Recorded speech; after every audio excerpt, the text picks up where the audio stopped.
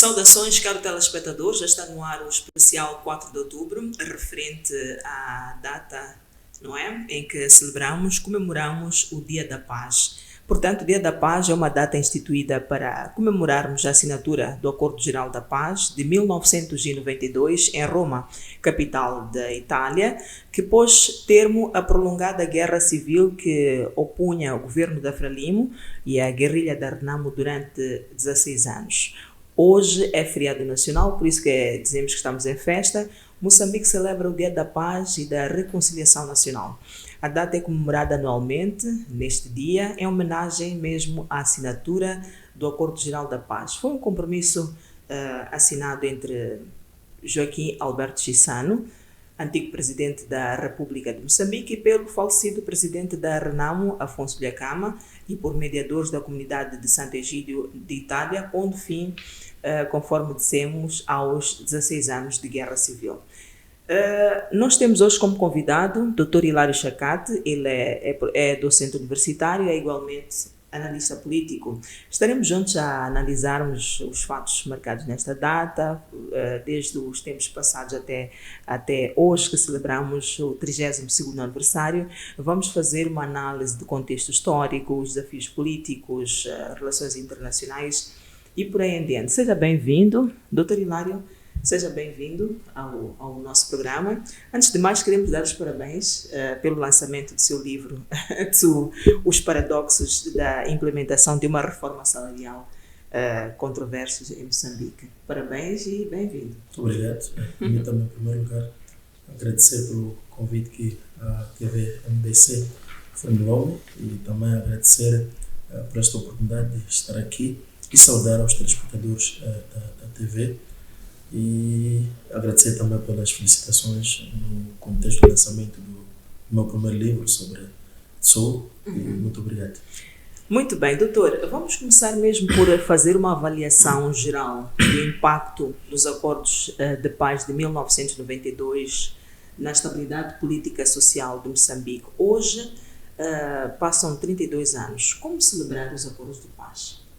Olha, há muitos aspectos positivos que estes acordos trouxeram, que há razões mais do que suficientes para celebrar. Sim.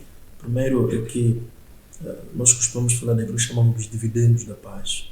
Depois de intensa guerra que terá durado 16 anos, foi uma lufada de ar fresco para os moçambicanos quando se conseguiu, portanto, assinar esses acordos, depois de um duro processo de negociação. E chegar a este acordo foi positivo. Isso trouxe uma nova página para Moçambique. É preciso dizer que já tínhamos aprovado, dizia eu, a Constituição da nova República, neste caso de 1990, e que a possibilidade de implementação desta Constituição, que era uma Constituição multipartidária, só era possível num contexto de paz, porque para fazer eleições envolvendo, portanto, todos os moçambicanos, o processo democrático deve ser inclusivo, deve ser participativo. Isso exigia, portanto, um ambiente de paz. Então, esta paz veio permitir, em primeiro plano, que este grande sonho de transformar Moçambique num Estado democrático transformasse em uma realidade, por um lado. Por outro lado, também, é preciso que nós venhamos já de um processo de liberalização da nossa economia, já nos finais dos anos 80, a partir de 84, quando começamos a aderir às instituições de Bretton Woods, nomeadamente do Banco Mundial, o FMI, e houve uma exigência de que era preciso fazer uma reforma profunda da nossa estrutura econômica, e houve esta reforma no sentido de liberalizar a economia, permitir a privatização e abandonar o modelo, portanto, do Estado centralmente planificado. E isto também era possível sonhar com conquistas econômicas, sonhar com a construção de um Estado onde pudesse ter recursos para distribuir para os moçambicanos de uma forma equitativa, num ambiente de paz. Então, este também é um ganho, permitir, através deste acordo, que os moçambicanos, num contexto já de uma economia relativamente liberal, pudessem sonhar em ser empresários, pudessem sonhar, portanto, em andar com os seus próprios pés. É preciso dizer que depois da proclamação de independência em 1975, Moçambique só teve 2 anos de um momento de sossego, um momento de uma paz, digamos, chamamos de uma paz, não necessariamente uma paz estável, mas uma paz negativa, não é? Que foi o calar das armas, E depois disso, em 1977, portanto, reinicia a guerra. Então, Moçambique ainda não tinha tido um momento de estabilidade, o que não permitia também atrair investimentos. E com o fim da guerra e a assinatura, portanto, destes acordos, isso abriu espaço para que os investidores olhassem para Moçambique como um destino preferencial para fazer investimentos. É por conta disso, com o fim da guerra, portanto, e a assinatura desses acordos, passamos a ter Moçambique como um dos maiores destinatários dos investimentos. Passamos a ter, portanto, para além disso, Moçambique tornou-se no maior receptor de ajuda externa a nível da região da SADC e um dos maiores a nível, portanto, do continente africano. Então, de um modo geral, isso trouxe muitos ganhos e é preciso dizer hoje que foi depois dos acordos de paz de 1992 que começamos a trilhar neste processo de democracia que estamos a consolidar agora. Então, este é um dos ganhos que essa paz nos trouxe, é um dos dividendos desta paz, o início do processo eleitoral, que nós começamos em 94, depois, portanto, de ter alguma confiança, uma relativa confiança entre os antigos beligerantes, neste caso, a Renamo e a Frelimo, passamos, portanto, a ter eleições de uma forma regular. Felizmente, com todos os problemas que os processos eleitorais moçambicanos apresentam, mas eles têm, de uma forma sistemática e recorrente, acontecido ciclicamente de 5 em 5 anos. Isto é um ganho. O outro ganho que penso que é importante é que, para além das eleições gerais que começaram em 94, evoluímos para uma outra dimensão, num processo de gradualismo, que é, portanto, a dimensão da realização de eleições autárquicas, que começaram por aí em 98, se não me trai, e também de 98 a esta parte, as eleições têm acontecido de uma forma sistemática e de 5 em 5 anos. Isto é um ganho, permite a maior participação dos moçambicanos a vários níveis, vários estratos, neste processo de democracia. E, para além disso, estamos aqui numa televisão privada, que não era pensável antes desses acordos, porque nós, como sabíamos, tínhamos um Estado monopartidário e que apenas televisões do Estado, televisão do Estado, rádio, notícia, eram apenas os únicos órgãos de comunicação social. Só o fato de estarmos aqui numa televisão privada, iniciativa de certeza privada, de algumas pessoas moçambicanas que assim sonharam, é um ganho, é um dos dividendos, portanto, que essa página nos trouxe. Portanto, são vários dividendos. Começamos a sonhar, portanto, em construir escolas, em construir centros de saúde em diferentes lugares a nível do país. Sonhamos também receber, como eu dizia, grandes investimentos. Agora temos, por exemplo, no caso de Inhambane, sabemos que Sazol já está lá desde 2010, por aí. Agora temos grandes megaprojetos, no caso concreto, na região norte do país, estamos aqui no Maputo, mesmo em Beluano, os grandes projetos estão lá, como uma zona, portanto, franca. Então, esses todos ganhos que elenquei demonstram que esses acordos, de facto, tiveram um impacto bastante positivo para o país. É verdade que eu considero-os como acordo, que quando foram assinados esses acordos, eram acordos inacabados, porque, como nós sabemos também, para além deste lado positivo que eu apresentei, esses acordos também tiveram avanços e recuos, dividiram opiniões e trouxeram muitas vezes conflitos.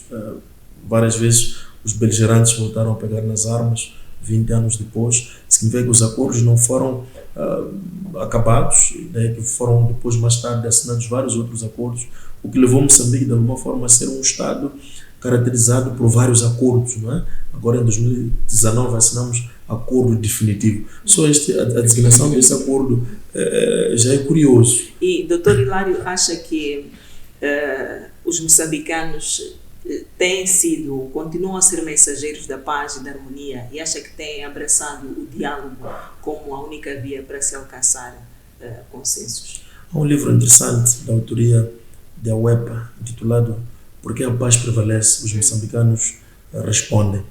Este livro apresenta um retrato interessante do como Moçambique é um exemplo a nível mundial, da forma como terminou a guerra dos 16 anos, a partir do momento que os acordos foram assinados e nunca mais voltou a se ouvir um tiro em Moçambique, desde 1992 até mais ou menos 2012, portanto, os ataques voltaram, portanto, a acontecer, tensão político-militar na região centro do país.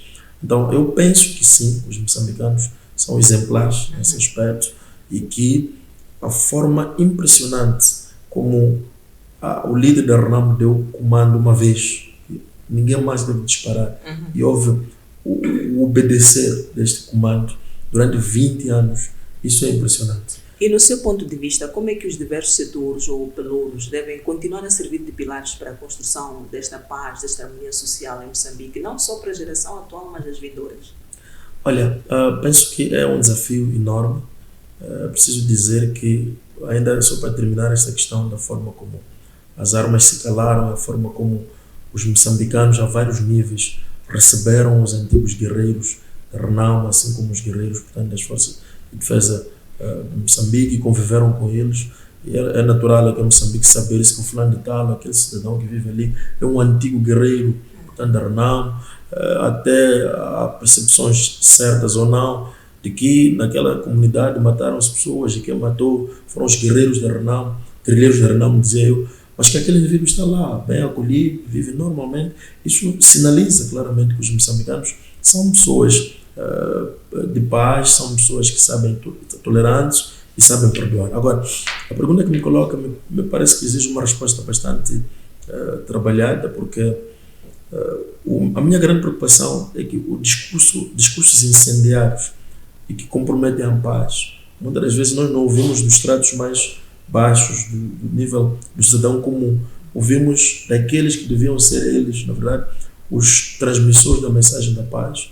Ouvimos em sede da Assembleia da República, por exemplo, acusações de uma forma sistemática entre deputados, que os da Frelimo acusam os da Renamo por terem destruído as infraestruturas, por terem sido a razão do sofrimento em Moçambique, e a Renamo também profere as suas acusações contra a Frelimo por ter sido marxista e leninista, e o nível de tensão parece fazer-se sentir ao nível daqueles que deviam ser as referências, não é? No que diz respeito à promoção da paz, à promoção dos valores da paz, os que deviam ser os maiores cultores desta paz, muitas das vezes são os que colocam e minam a paz devido a esse discurso. Então, o meu entendimento é que, ao nível dos fazedores da política, ao nível da elite, das elites, não é? Que são várias elites políticas e económicas, é onde, em primeiro lugar, devem se manifestar esses valores da paz e, acima de tudo,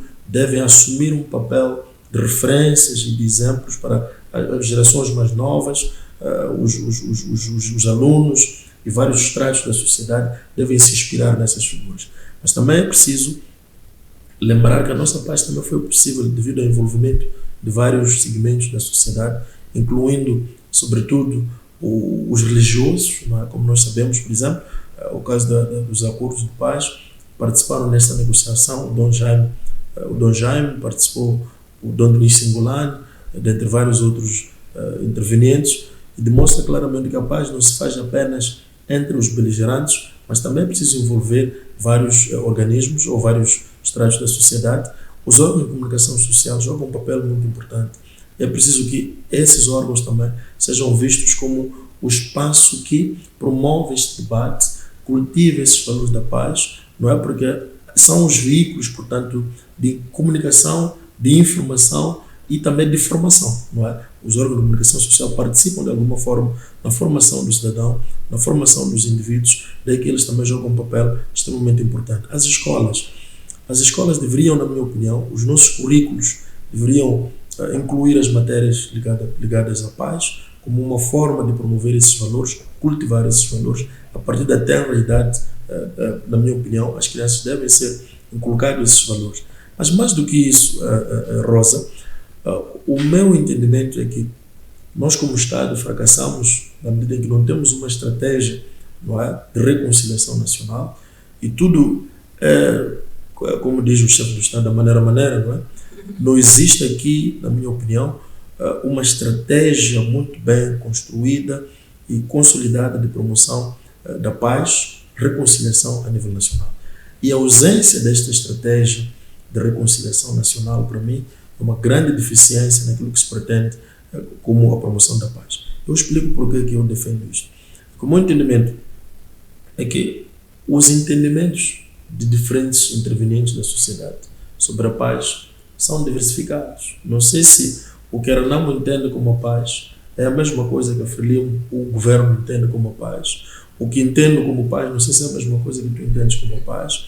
Então, isto para mim é um problema. Cada um vai criando o seu conceito da paz. E não é isso, para mim, deve acontecer num Estado organizado. Se nós queremos ser um Estado organizado, temos que ter uma estratégia de paz e reconciliação nacional. E que essa estratégia é que vai nos fazer ter um ideal, utopias, de onde é que nós pretendemos chegar. Nos estudos de paz, nós dividimos a paz a vários níveis. Como eu disse, existe paz, que significa necessariamente o calar das armas, que é a paz negativa, e que é esta fase que nós conseguimos conquistar com o fim da guerra, portanto, dos 16 anos, mas há outros níveis, que é a paz, portanto, é positiva, que a paz positiva envolve a dimensão de respeito pelos direitos humanos, outros chamam de 3Ds, direitos humanos, desenvolvimento, e me foge um outro D. Então, é esta paz que nós precisamos de dizer que paz nós queremos construir como Moçambique, se nós estamos satisfeitos com o nível da paz que nós temos hoje, que é apenas o calar das armas, ou nós ainda queremos ir um pouquinho mais, queremos ter a paz espiritual, queremos ter a paz econômica, queremos ter a paz financeira. Então, todos esses elementos, não é, podem, conjugados entre si, nos trazer uma paz numa dimensão mais complexa. Então, mas para isso é preciso nós tenhamos uma visão do que nós queremos. Dr. Jacate esteve a fazer uma análise de diversos setores ou pilares que devem servir de pilares para a construção da paz e a harmonia social em Moçambique. Daqui a pouco poderá falar também sobre o papel da sociedade civil, não é, na promoção da democracia e da boa governação em Moçambique. Mas, como esteve a falar da área do setor econômico, nós gostaríamos de saber de si quais são os principais desafios econômicos que o país enfrenta atualmente, que acabam beliscando esta paz? Olha, lamentavelmente são vários desafios. Um deles é uma percepção generalizada de exclusão por parte de diferentes segmentos da sociedade, exclusão económica, que este sentimento de exclusão económica, de que existe uma elite muito localizada que tira benefícios em detrimento da maioria, é um problema sério que coloca em causa aquilo que portanto, são os pilares da paz. Eu vou dizer isso recorrendo a uma teoria, nós chamamos em relações internacionais de teoria de privação relativa, que é uma percepção de que a nossa pobreza resulta de enriquecimento daqueles.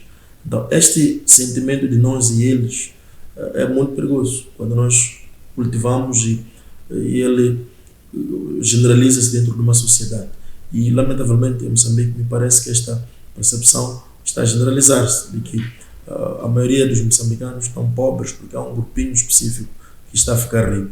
É preciso encontrar uma forma de desconstruir esta percepção. Me parece que não passa apenas de uma percepção, também deve ser uma realidade, provavelmente, que acontece no terreno. O outro aspecto que eu penso que é importante trazer é que esta percepção pode resvalar a uma dimensão muito mais complicada, que é a dimensão de frustração e agressão. Ou seja, as pessoas, quando criam a percepção de privação relativa, elas ficam frustradas e evoluem para uma dimensão de violência. É ali onde também a paz é colocada em causa, porque essas pessoas facilmente envolvem-se em situações de violência, não é? Que ameaçam a paz. Facilmente essas pessoas podem ser mobilizadas para, por exemplo, envolverem-se em situações de conflitos, em situações, por exemplo, como o cenário que estamos a ver em Cabo Delgado. As pessoas, quando encontram, têm esses sentimentos de exclusão, facilmente eles aderem a esse tipo de chamamentos. O terceiro aspecto que penso que é importante trazer é que a sociedade moçambicana de ontem mudou profundamente. Em 1992, quando alcançamos a paz, a população moçambicana acho que andava por aí 15, 17 milhões, e hoje estamos a falar acima de 30 milhões de moçambicanos. O último censo dava nos 30, acho que provavelmente agora já podemos estar nos 35. Quando formos a fazer o próximo censo, os dados indicam que já teremos ultrapassado, portanto, a fasquia de 35 milhões de moçambicanos. E este crescimento populacional é acompanhado por um crescimento da população jovem, que é maioritariamente é o maior número, portanto, dos moçambicanos. Fala-se de acima de 60%, por aí 70% da população é jovem. Essa população falta-lhe estudo, falta-lhes possibilidades, falta-lhes até sonhos, não tem, digamos, projetos para o futuro. Esses indivíduos são se não desenhasse políticas para resolver o problema políticas urgentes para resolver o problema desta população, o Estado pode estar a correr um risco muito grande em que as ameaças para o futuro da paz não serão mais aqueles homens que lutam em arma em punho no mato contra o Estado, mas serão jovens dentro das zonas urbanas que sairão às ruas mobilizando-se, fazendo confusão, porque falta-lhes um pouco de tudo. E esses jovens, mais do que isso, como eu disse, poderão, se o Estado não tomar medidas muito preventivas e antecipadas, facilmente serem mobilizados para se juntar a movimentos. Oxalá que isso não aconteça, que Deus não permita que isso aconteça. Mas os cenários prováveis num contexto como este, onde há muita população jovem, e olha, essa população jovem não conhece as hosanas e das grandes conquistas que os mais velhos conhecem, que o Partido Libertador, o Partido Y fez para garantir a independência, para garantir isto, mas aquilo. Esses jovens, tudo para eles é urgente. Querem megas nos seus celulares, querem ver, portanto, a educação, querem a habitação. Então, penso que esses são os desafios no campo econômico que se coloca, que é preciso encontrar uma forma, primeiro, políticas de inclusão, segundo, políticas que permitem que esses jovens construam sonhos e digo mais, Rosa, existem algumas percepções de que o Estado deve criar empregos para todos. Não é isso que o Estado deve fazer. O Estado deve criar condições, um ambiente fértil para o saber fazer, o pensar, a criatividade, encontre, portanto, espaço e esses jovens criem, sejam, portanto, empresários, sejam donos de negócios e que não haja um grupo. Este é outro problema que o nosso país tem. É que para você poder fazer negócio, há uma percepção de que tem que pertencer a algum circuito, tem que conhecer alguém, tem que ser sobrinho do fulano. O Estado tem que acabar com isso, abrir espaço para que todo mundo tenha acesso, portanto, às oportunidades. Voltando ao ponto que esteve a fazer referência sobre as condições mínimas, a paz deve ser, por exemplo, acompanhada por condições mínimas socioeconômicas, ou seja, ninguém com fome, doente e sem os mais básicos meios sente ou pode usufruir de uma paz, não é? Como é que olha para o estado de espíritos dos moçambicanos? Falamos de nível de satisfação, aliado à provisão dessas condições básicas como fruto da paz em Moçambique.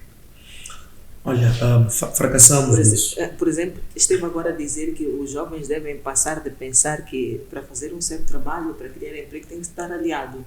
Ele, com o seu talento, com aquilo que nasceu como dom, pode avançar a partir de condições mínimas até crescerem, como vemos vários outros empresários a nível nacional. Mas olhando para o estado do espírito dos moçambicanos, o que está a dizer? Olha, eu acho que o estado do espírito dos moçambicanos não é bom. Não é? É muito crítico, porque, como fez menção, nós não podemos falar da paz para indivíduos que não têm acesso aos serviços básicos, como acesso aos serviços de saúde de qualidade, e acesso aos serviços de educação de qualidade, acesso aos serviços, já falei aqui do serviço sanitário, acesso à habitação, acesso a emprego. Se você for além da Declaração Universal dos Direitos Humanos, as pessoas pensam que o Estado faz um favor quando dá emprego às pessoas. Não é isso. O emprego é um direito fundamental, consagrado na Declaração Universal dos Direitos Humanos. Acesso à habitação é um direito fundamental, consagrado na Declaração Universal. Acesso à habitação. Então, enquanto o jovem, enquanto o moçambicano não ter acesso a essas condições básicas, claramente que esse indivíduo ainda não está em paz e não teremos como falar da paz nessas condições. Apenas podemos falar, como eu disse, da paz na dimensão de calar das armas, mas o espírito dos moçambicanos obviamente que vai estar muito atordoado. E digo-lhe mais, isso verifica-se a vários níveis, nas zonas urbanas, nas zonas rurais. As zonas urbanas, eu digo isso porque as pessoas não têm acesso aos serviços de transporte, por exemplo. As pessoas são transportadas em condições inaceitáveis, nos tais mais lóveis. Eu costumo dar exemplo aos meus alunos, um indivíduo que vive numa zona tão recôndita, bem distante, que trabalha na cidade ou na baixa da cidade de Maputo, que horas começa a sua jornada? esse indivíduo começa a sua jornada às 3, porque tem que entrar no serviço às 7h30. Esse indivíduo tem que apanhar não sei quantos chapas de caixa aberta. Isso ainda são 3, 4 da madrugada, com todo o frio, no tempo de inverno, do inverno, portanto, que a pessoa deve encarar. E nós esperamos que essa pessoa, quando chegar ao seu posto de trabalho, deva dar a sorrir para todo mundo. Esse indivíduo não tem condições de sorrir para ninguém. Esse indivíduo não tem condições de contribuir para os serviços ou prestação de serviços do Estado, portanto, ao cidadão, na perspectiva em que nós esperamos que esse indivíduo ofereça. E nós achamos que é porque a pessoa Beltrano é mau, é porque é isso, é porque as condições, o ambiente em si envolvente, ele cria, portanto, exatamente, não é favorável. E respondendo a sua pergunta, o espírito é mesmo bastante atordoado e que não está pacificado, e é preciso um conjunto de ações para isso. Deixa-me só terminar dizendo o seguinte em relação a esta pergunta. Hoje, quando se mede o desenvolvimento, recorre-se ao índice de desenvolvimento humano como um medidor, não tem medir-se apenas com o crescimento econômico. O que é que mede o índice de desenvolvimento humano? O índice de desenvolvimento humano mede o bem-estar social. Para nós dizermos que aquela sociedade é desenvolvida, ela tem que ser uma sociedade que encontra numa situação do bem-estar social. E esse bem-estar social significa acesso, como eu dizia, aos serviços básicos, como muito bem colocou, que é a saúde, que é a educação de qualidade, não é? E que esses indivíduos também tenham longevidade, vivam de uma forma, digamos, longa, durante muito tempo, e a combinação desses elementos todos, acesso à saúde, acesso à educação de qualidade, saúde também de qualidade, acesso aos recursos econômicos, é que nos permitem dizer que estamos diante de uma sociedade que se caracteriza por bem-estar. Então nós estamos muito distantes disso. Ainda neste contexto econômico, como é que a exploração, por exemplo, de recursos naturais como gás e carvão impactam a economia e a política do país? O nosso caso em Moçambique, lamentavelmente, ainda não trouxe nenhum impacto. Com a governação do presidente Guebuza, sobretudo no seu último mandato, assistimos a um crescimento assinalável de cerca de 7,5% da nossa economia, e isso também devia-se à extração de carvão em Tete e outros recursos que já tinham se iniciado a explorar, e isso criou algum ânimo para os moçambicanos. E havia uma expectativa, havia até alguns indicadores que demonstravam que até 2015, por aí 20, Moçambique iria duplicar o seu crescimento econômico, ou seja, seria de 7,5% para 15%. Isso era bastante fantástico, era animador. Mas, de algum tempo de lá para cá, o impacto desses recursos nos faz sentir. O mais grave ainda, Rosa, é que nos últimos tempos descobrimos tantos recursos. Isso, eu até compreendo que esses recursos não tragam nada, porque ainda não começaram a ser explorados de uma forma tão intensa, mas o que acontece é o nível de expectativa que as pessoas criaram, não é? Este é um grande problema. As pessoas quando ouvem que temos muito gás, temos isto, mas aquilo, temos grafite, temos pedras preciosas, etc, etc. As pessoas entendem que isso vai impactar as suas vidas, vai permitir que a economia tenha uma nova dinâmica, e isso leva tempo e não acontece. Então, hoje em dia, em Moçambique, há uma percepção, um debate em curso, que pode colocar agora o atual primeiro secretário da Frelimo de Maputo, o Dr. Nikis, escreveu um livro sobre a indústria extrativa, maldição ou bênção. É uma reflexão já que acontece há muito tempo, e que o grande debate é este que pode estar a acontecer também em Moçambique. Se os recursos para nós constituem uma base de bênção ou pode transformar-se num pesadelo. Em Cabo Delgado, por exemplo, nós estamos a assistir a uma tentativa de ligar o fenómeno do terrorismo em Cabo Delgado com a abundância dos recursos. Ainda não há conclusões em termos de estudo que comprovam isso, mas há uma tentativa de ligar, portanto, aquele conflito. Em suma, eu penso que ainda não conseguimos traduzir os nossos recursos em dinheiro, em riqueza. E enquanto não conseguirmos fazer isso, esses recursos definitivamente não nos valem nada. Só para ter ideia, Congo é o estado mais rico do mundo em termos de abundância de recursos, mas constitui um dos estados mais pobres do mundo, e os recursos definitivamente em Congo são uma verdadeira maldição, com tantos movimentos armados, incluindo M23, que é o movimento que cria mais dores de cabeça. Congo tem dezenas de movimentos armados, em que cada um desses movimentos procura explorar uma porção de terra para poder explorar recursos e vender. E até, portanto, nós questionamos até que ponto esses recursos trazem algum benefício, mas pelo contrário, esses recursos trazem um verdadeiro sofrimento, transformam-se num verdadeiro pesadelo, portanto, aos cidadãos. Espero que isso não aconteça em Moçambique, mas isso também depende da forma como os políticos, os que definem as políticas, os que distribuem a riqueza, irão conseguir lidar com tudo isso para poder fazer uma distribuição equitativa e criar uma percepção dos moçambicanos de que esses recursos são nossos e estamos a sentir, portanto, o benefício dos mesmos nas nossas vidas. Muito bem, caro telespectador, nós estamos a transmitir hoje o especial 4 de outubro, referente ao Dia da Paz e da Reconciliação Nacional. Celebramos hoje 32 anos e parece que só agora juntou-se a nós, é bem-vindo. O nosso convidado é o Dr. Hilário Chacate, dissemos que é docente universitário, igualmente analista político. Hoje é feriado nacional, Moçambique está em festa. E estamos aqui a fazer uma breve contextualização por causa do tempo, para remir o tempo estamos a fazer olhares de forma faseada a nível histórico, né, do país. Temos também desafios políticos que já fizemos uma breve análise, desafios económicos. Agora queremos olhar também os desafios da segurança e também a nível de relações internacionais. Dr. Chacate, nós vamos fazer agora um olhar aos desafios da segurança. Como é que avalia a situação de segurança em Moçambique, particularmente em relação ao terrorismo e à violência? Olha, lamentavelmente, o cenário de segurança é caótico e já estamos nisso desde 2017, já vão por aí quase 7 anos, não é? E pronto, eu compreendo que isto tenha sido uma grande surpresa para o Estado moçambicano, para os tomadores de decisão.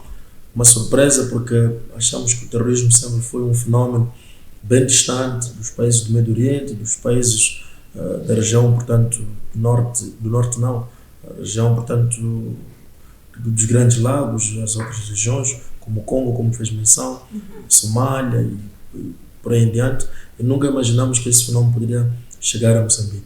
Então, compreendo o quão isto foi bastante e tem sido bastante desafiante ao governo do dia, porque nunca se preparou para lidar com um inimigo tão complicado quanto este. Estamos habituados à guerrilha, que foi, portanto, um fenómeno protagonizado pelos homens armados da Renamo, e que era mais fácil lidar com isso, porque havia reivindicações claras, sabia-se quem era o líder, era fácil dialogar com esse indivíduo, e o que não acontece agora com o terrorismo no Cabo Delgado. E isto torna, portanto, o fenómeno muito mais complicado para encontrar solução. E mais do que isso, parece-me que o fenómeno é muito mais complexo, porque envolve interesses, não só interesses de atores nacionais, mas interesses de outros atores não nacionais, talvez até interesses capitalistas, coloco uma possibilidade, envolvidos, talvez interesses até de grandes potências podem estar envolvidos ali para fragilizar talvez os atores internos, os tomadores de decisão, permitir uma negociação que garanta benefícios para os interessados, ganhar com os recursos. A semelhança daquilo que eu disse em relação ao Congo, há quem tira proveito do caos, há quem está interessado em caos, porque o caos provavelmente faz com que os recursos sejam vendidos a preços, digamos, de banana, como se diz. E isso, aquele que compra e vende ganha melhor quando há esse caos do que quando há situações de segurança, porque o Estado impõe condições, impõe burocracia, impõe uma série de exigências e tem que pagar mais alto, tem que pagar pelos serviços de segurança, e isto é mais caro para aquele que tem alguns interesses. Portanto, o cenário de segurança é bastante, vamos lá dizer, crítico, sobretudo na província de Cabo Delgado, mas se olhar na Cabo Delgado como parte de Moçambique, o país todo está numa situação de uma ameaça profunda e com receio de que essas ameaças vamos lá dizer, atinjam outras províncias. Felizmente, no início houve sinais de que atingia uma parte de Nampula, uma parte de Niassa, mas que parece que o Estado conseguiu controlar essa situação. Mas ainda temos desafios muito grandes. Neste momento estamos já com uma relativa estabilidade, porque temos apoio de atores como o Ruanda. Mas a que preço? Esta é a questão que nós ganhamos este apoio. O que é que nós vamos perder nos próximos anos? O que é que nós vamos ganhar? Mas talvez foi a única solução que se encontrou e ainda continuamos em cenários muito desafiantes. Como se sabe, SAMIM, que era, portanto, uma missão da SADC, já, portanto, decidiu retirar os seus homens, e neste momento ficamos numa relação de busca de uma diplomacia dentro de uma perspectiva mais bilateral.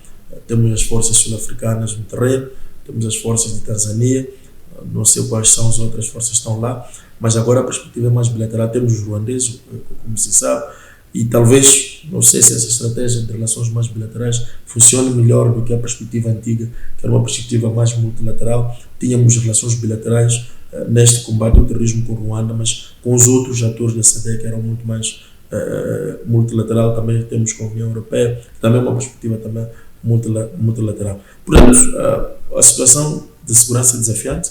O governo atual vai terminar o seu ciclo praticamente em dezembro, porque em janeiro, porque dia 15 toma posse o novo governo, e deixa, portanto, o país numa situação desafiante do ponto de vista de segurança. E já agora, passam 7 anos, conforme disse, desde outubro de 2017, que esta grave e nova ameaça à paz em Moçambique, que é o terrorismo, a violência, um fenómeno que até hoje vem afetando o país, mais concretamente na província de Cabo Delgado.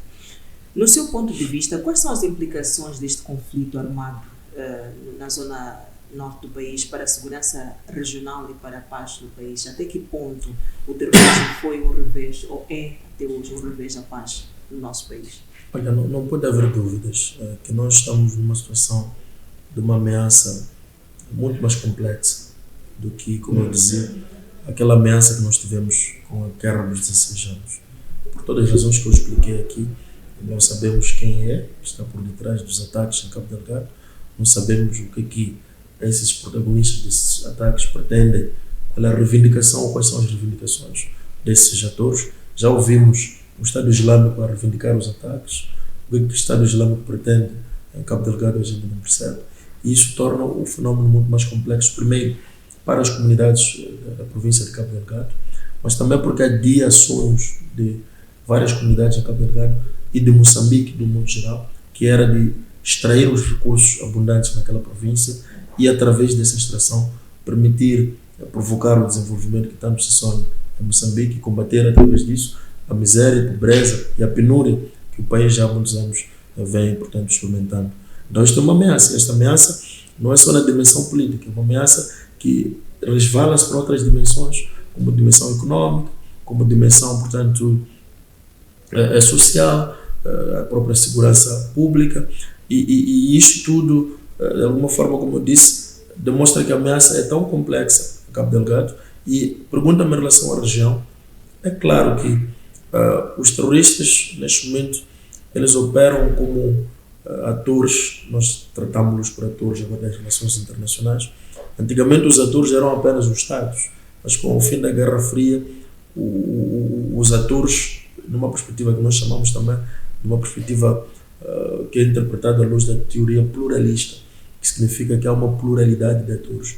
Os atores das relações internacionais são definidos como todos aqueles que as suas ações influenciam a dinâmica das relações internacionais. E se os terroristas influenciam a dinâmica das relações internacionais, então eles são atores, e não há dúvidas que eles influenciam. Desde 2001, com os ataques de 11 de setembro nos Estados Unidos da América, o mundo apercebeu-se do quão esses indivíduos eram bastante perigosos e que eles ameaçavam a segurança não só de Moçambique, mas assim como global. Agora, a nível da região, o terrorismo é um problema não só para Moçambique, porque as implicações do terrorismo afetam a região toda. Na medida em que, por exemplo, quando começaram os ataques, nós vimos os moçambicanos a tentarem deslocarem-se para a Tanzânia, deslocarem-se para os países da vizinhança, e isto tudo, de alguma forma, vai criar implicações sociais, implicações económicas dentro dos estados onde esses indivíduos chegam. Portanto, as implicações são também a nível econômico, mas também entende-se que as redes desses terroristas, os mecanismos de financiamento, podem envolver alguns indivíduos que podem estar dentro desses estados todos da região. Então isso, de alguma forma, acaba ameaçando a região toda. Por isso que a SADC tem um pacto, que é o Pacto de Segurança Mútua, que é uma espécie de um acordo. Foi esse pacto que foi acionado agora para trazer essa linha em Moçambique. Então é importante que esta problemática do terrorismo seja tomada como um problema não só de Moçambique, mas um problema da região toda e que pode, portanto, vir a ameaçar. E penso que é por causa disso que a África do Sul, que é o maior ator na região do ponto de vista econômico, mas também um grande ator do ponto de vista militar, porque tenho dificuldades de comparar militarmente a África do Sul e Zimbábue como um grande ator do ponto de vista militar. Neste momento, os sul-africanos continuam em Cabo Delgado, porque entendem que o problema de terrorismo em Cabo Delgado é um problema que também pode lhes afetar, preocupa a África do Sul. Por isso que a África do Sul quer continuar a combater o terrorismo ao lado de Moçambique. Tanzânia está preocupada e neste momento tem as suas forças militares colocadas na fronteira entre Moçambique e Tanzânia, porque também há dados que indicam que alguns dos terroristas são, portanto, tanzanianos, e que também o fato de Moçambique partilhar a mesma fronteira com a Tanzânia, sobretudo na província de Cabo Delgado, os problemas de Cabo Delgado podem diretamente afetar a Tanzânia. Portanto, não há dúvida que isso tem implicações a vários níveis, como eu disse, do ponto de vista econômico, do ponto de vista político. Do ponto de vista político, esse é um problema para os que governam. Não conseguem resolver o problema, a responsabilidade recai sobre eles e a sociedade, de um modo geral, acaba atirando essa culpa, essa responsabilidade a quem governa. Isso tem implicações no voto, tem implicações de várias ordens para a dimensão política. Muito bem, muito obrigada, Dr. Chacate. Conforme dissemos, já estamos a fazer a remissão do tempo para falarmos de algumas áreas de forma resumida. Queremos agora fazer um breve olhar, já estamos na última parte do programa, das relações internacionais desta data. Nós dissemos que o compromisso do Dia da Paz foi assinado por Joaquim Alberto Chissano, antigo presidente da República de Moçambique, e por Afonso Dhlakama, já falecido, presidente da RENAM, e por mediadores da comunidade de Santo Egídio de Itália, pondo fim aos 16 anos de guerra civil. Qual é o papel de organizações internacionais e regionais na promoção da paz e segurança em Moçambique? Uma pergunta bastante interessante. Levaremos muito tempo a discutir para responder esta pergunta. Eu vou tentar ser mais, vamos lá, sintético. É o seguinte, desde a criação das Nações Unidas, primeiro quando termina a Primeira Guerra Mundial, em 1918, 19, por aí, o Woodrow Wilson propõe a criação da Sociedade das Nações, ou a Liga das Nações. Qual era o papel da Liga das Nações? Era promover a paz e estabilidade a nível internacional. Não é? E acabou não funcionando por uma série de razões, mas quando termina a Segunda Guerra Mundial, em 1945, cria-se, portanto, a Nações Unidas. Que o papel das Nações Unidas é, de facto, promover a paz, garantir a estabilidade a nível do sistema e prevenir, inclusive, conflitos. Por isso que diz que as Nações Unidas têm estado a falhar muito, porque não conseguem, sobretudo essa dimensão preventiva, têm estado a falhar muito, porque os conflitos que ocorrem em diferentes espaços do sistema internacional podiam ser evitados se, de facto, as Nações Unidas tivessem a capacidade preventiva. Então, a capacidade preventiva, dizem que a segurança mede-se por aquilo que não acontece, não por aquilo que acontece. Ou seja, se algum fenômeno que ameaça a segurança não acontece, é porque aqueles que trabalham para garantir a segurança, tudo fizeram para evitar que isso acontecesse. Então, ali é quando nós dissemos que, de facto, a segurança está a acontecer, os fazedores da segurança estão a fazer muito bem o seu trabalho. Este é o papel, portanto, dessas organizações internacionais. E, ao longo do tempo, foi-se criando organizações regionais, dentro de uma perspectiva teórica. Na verdade, não é uma, são duas ou várias.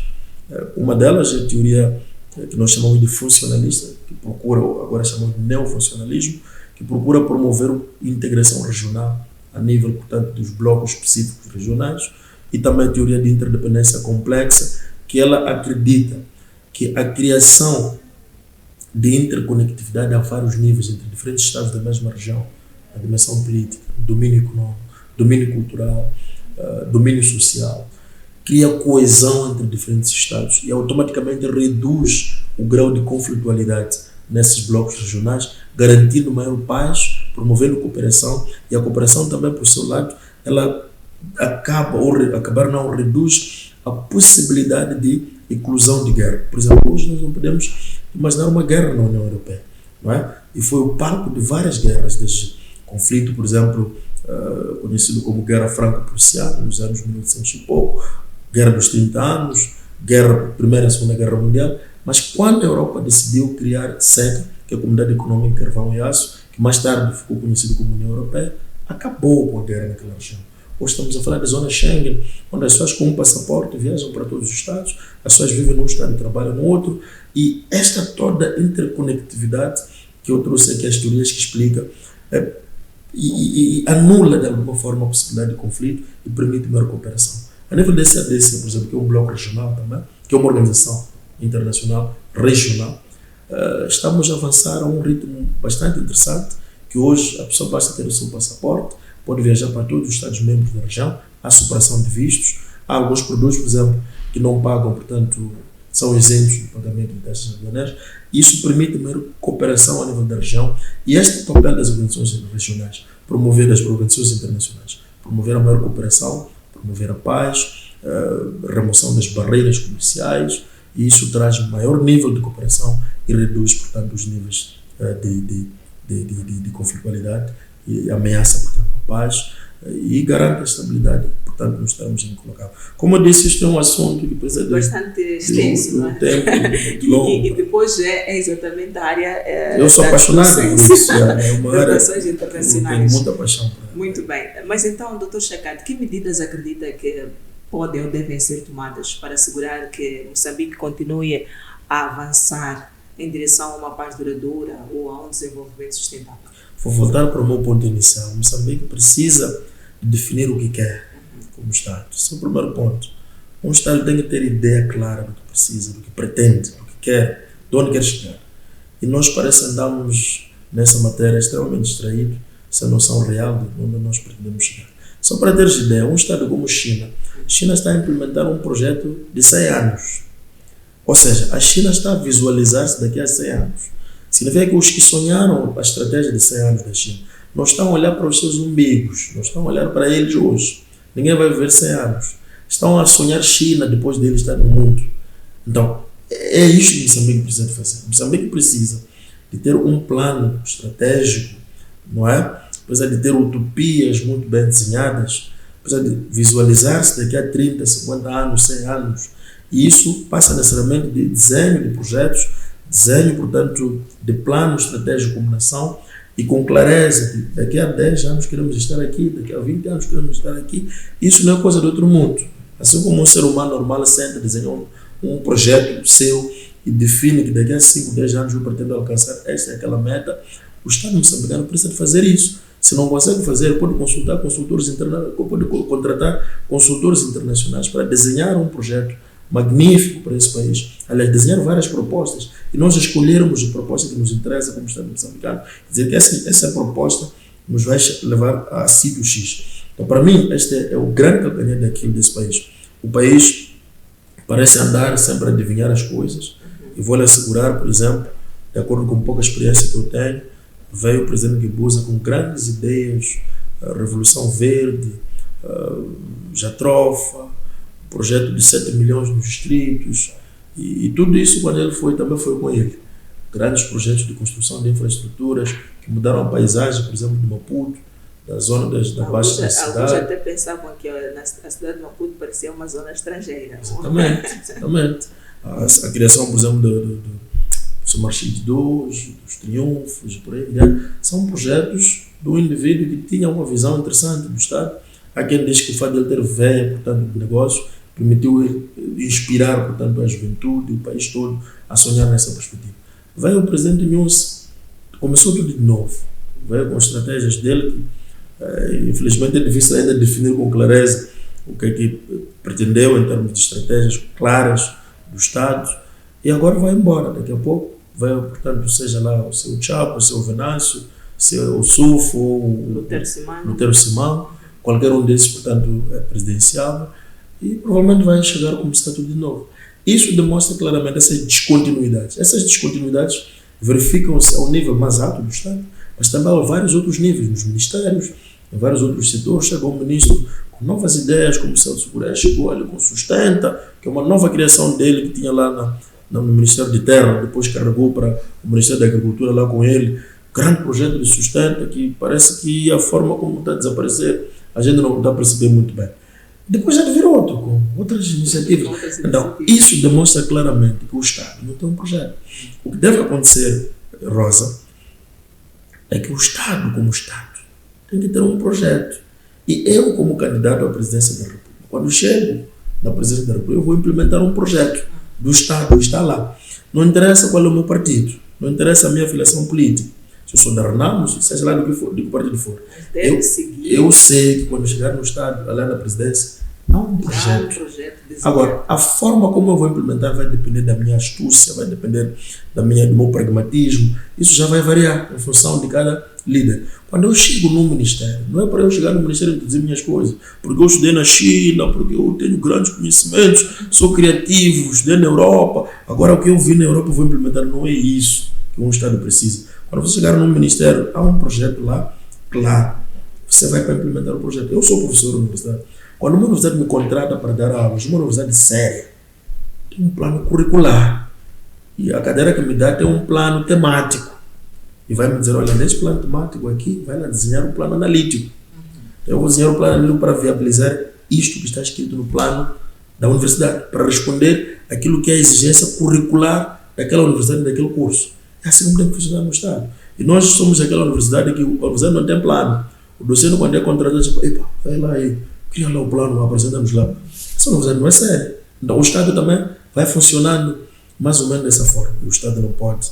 É uma entidade muito séria. Sob o risco de ficar meio banalizado. Claramente, é uma entidade muito séria para funcionar dessa forma. Nós já estamos quase no fim do programa, Dr. Chacate, deste especial 4 de outubro. Vamos já fazer aqui as últimas considerações, mas vamos dar um tempo também, lá mais para o fim, para tecer breves palavras ou comentários que eventualmente não fizemos, de pontos importantes para que o telespectador também fique informado sobre esta data.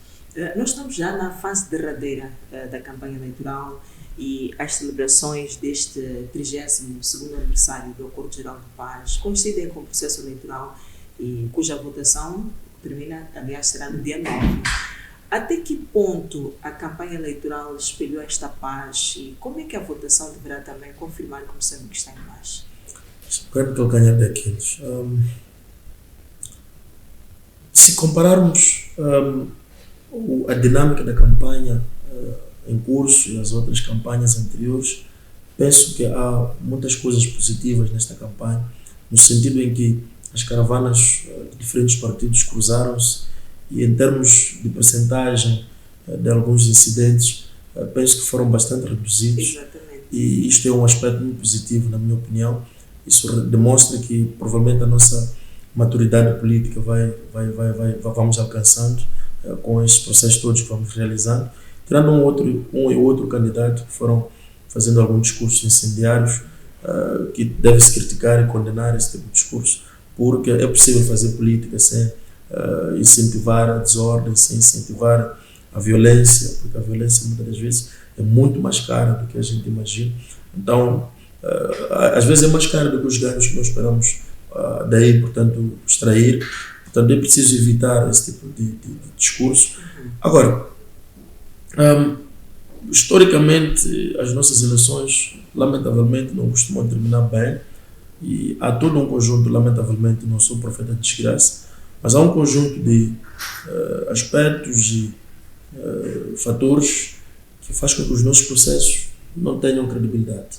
E posso lhe assegurar, Rosa, que neste momento está claro que nós não temos modelos de administração do processo eleitoral eficazes. E então, Dr. Chacate, como é que haver de sintetizar a importância dos acordos de paz na construção da identidade nacional de Moçambique? Olha, os acordos de paz permitiram construir uma identidade nacional na medida em que podemos dizer até um destino coletivo e comum entre nós como moçambicanos, na medida em que fechou um ciclo de uma república, que é a Primeira República, e inaugurou um outro ciclo de uma nova república, que é uma república caracterizada por valores democráticos, e são esses valores que estamos a tentar consolidar cada dia que passa, e cada moçambicano vai, portanto, com o tempo, aprendendo, entendendo esses valores. Moçambique é um Estado de direito democrático. Então, esse Estado que estamos a construir, esta é a identidade que nós estamos a tentar construir, portanto, e firmar, e penso que isso só foi possível graças a esses acordos que foram assinados, graças a esse ambiente de paz que nós, portanto, conseguimos através dos acordos de Roma. Muito bem, conforme dissemos, falar de paz é um tema bastante extenso, conforme foi possível ver em algumas questões. Dr. Chacate, nós vamos pedir que deixe ficar as últimas considerações, algo que não fizemos menção ao longo desta nossa conversa, que acha importante, acha conveniente partilhar com quem nos acompanha num dia tão especial como este para o povo moçambicano. Olha, primeiro felicitar a todos os moçambicanos a vários níveis por celebração do aniversário nacional, que é, portanto, Acordo de Paz, e que de facto é um momento muito importante e que deve ser socializado este momento, e estamos a fazer isso através desta televisão, e que os moçambicanos devem compreender que este Acordo de Paz fazem parte do percurso da nossa história como um país, mas também, para além de desejar essas felicidades e desejar, portanto, paz nos corações de todos os moçambicanos, aproveito o ensejo para apelar aos políticos, em primeiro lugar. Estamos quase para ir às eleições, para que possam servir de referências para que o processo eleitoral que está, portanto, quase a acontecer no dia 9 do mês em curso, daqui a 5 dias, possa ocorrer da melhor forma possível. Apelar a todos os moçambicanos também, que de uma forma muito ordeira possam participar deste processo, que faz parte. Este processo é resultado, está profundamente ligado a esses acordos que nós assinamos em 1992. É, portanto, usufruto desta paz, e que cada moçambicano possa entender que é uma oportunidade ímpar e que cada moçambicano tem poder. Nós chamamos de o poder, na verdade, reside no povo, não é? Então todos nós somos chamados como povo para no dia 9 de outubro irmos fazer a nossa escolha de uma forma muito, com algum civismo, alguma urbanidade, para que a nossa democracia possa ser ganhada. Muito bem, muito obrigada. Dr. Chacate, Hilário Chacate foi o nosso convidado para este especial 4 de outubro. Assim, caro telespectador, também agradecemos bastante por ter estado na nossa companhia. Hoje estamos em festa, em um feriado nacional. Moçambique comemora o 32º aniversário do Acordo Geral de Paz, de um evento que aconteceu em 1992, em Roma, capital da Itália, pós termo a prolongada guerra civil que opunha o governo da Frelimo e a guerrilha da Renamo durante 16 anos. Portanto, o compromisso foi assinado por Joaquim Alberto Chissano, antigo presidente da República de Moçambique, e pelo falecido presidente da Renamo, Afonso Dhlakama, por mediadores também da comunidade Santo Egídio da Itália, pondo fim aos 16 anos de guerra. Foi possível testemunhar as celebrações desta data por milhares de pessoas em alguns pontos do país, por jovens nas capitais provinciais, participaram de encontros, de marchas, de várias cerimônias realizadas de norte ao sul do país. A cerimônia central foi mesmo aqui na cidade capital, na Praça dos Heróis. Foi possível testemunharmos 2 momentos, que foi a deposição da coroa de flores, depois as condecorações. Então vamos ter todos esta data para celebrarmos, como uma ocasião também para ajudarmos a lembrar, mas também a olharmos o presente e fazermos uma perspectiva futura de um forte senso de responsabilidade, conscientes de que a paz não pode ser alcançada de uma única vez, mas constrói-se todos os dias, cada um dando o seu contributo para que possamos efetivamente ter uma paz duradoura. E nós ficamos por aqui, até uma próxima oportunidade, continuação de boas festas.